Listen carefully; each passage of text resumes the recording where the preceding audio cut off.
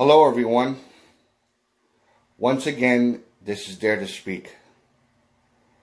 I want to share with you a very scary story that I found in one of the videos on YouTube. It became one of my favorite ones. And I want to show it to you, and I want to give you my opinion on it. And of course I want to know your opinion. This was based on a true story as far as I know. And it's from 15 scary stories that will make you cringe. And this is like the number 2 story of the top 15. Number 2.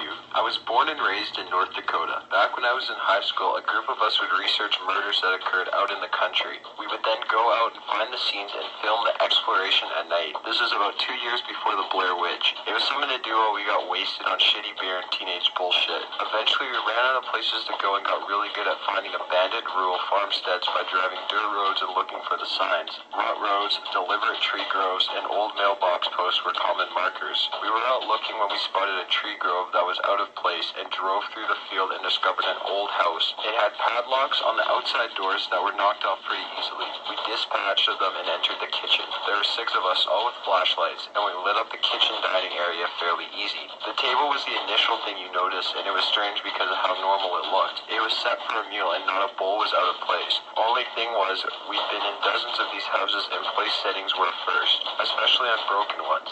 As we investigated the area, we found the fridge had the disgusting remnants of a full stock, and the cupboards were full of canned and dry foods. This was also a first. One guy found mail on the counter from early June 1978, and the other found a creepy-ass TV guide in the living room with UFOs on the cover. All the family photos were hanging up. Mom, Dad, bro, and sis in their 1970s glory. Furniture was dusty but in good condition. Closets were full. Everything was totally normal, which was super abnormal. As we dug around the house, we started to realize that the house had not been moved out of. It has been straight up abandoned. Imagine locking the door to your house and never coming back. That's the state this house was in. Complete unplanned departure. We went upstairs and split into 3 pairs to check out the 3 rooms. Ours was the closest, and obviously it was the younger boy's room. I can't describe what it looked like too well because almost right away from the hall we heard the most fucking terrifying scream I had ever had the misfortune of hearing. We went running into the hallway and we were all yelling questions at each other at the same time. After a few seconds, the 2 screamers caught their breath and said, "You have to go in and see." Walking down the hall and through the doorway, I prayed I wouldn't act like a pussy in front of my friends. I shouldn't have been concerned because the others were just as scared as I was.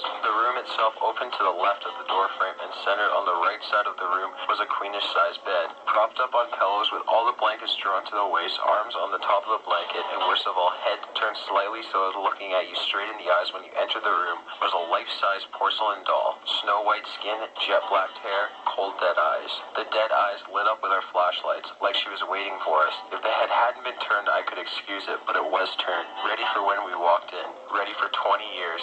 Hasty fucking exits were made as we moved down the stairs and got into the car. It was during the ride we started to get even more creeped out when we realized that even though the house had been abandoned, someone had taken the time to set up that goddamn doll. Not packing food, clothes, or family photos, setting up the doll was one of the last things done in this house. We researched their names but got nothing. No tragic car accident, no grisly massacre, no extended family, just a tacky time capsule in the middle of nowhere. We found out that the county had taken possession of the land for non-payment of taxes, explaining the locks, but never tracked out any more information on what happened to them, or why they left that fucking doll.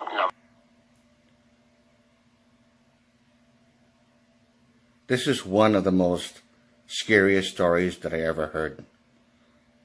And knowing that it's actually based on a true story makes it even more creepy.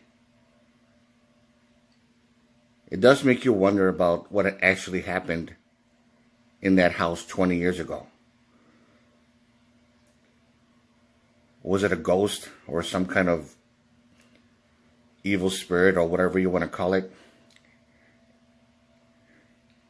And did that life-size porcelain doll have anything to do with it? That was the most disturbing part. And to know that even after 20 years,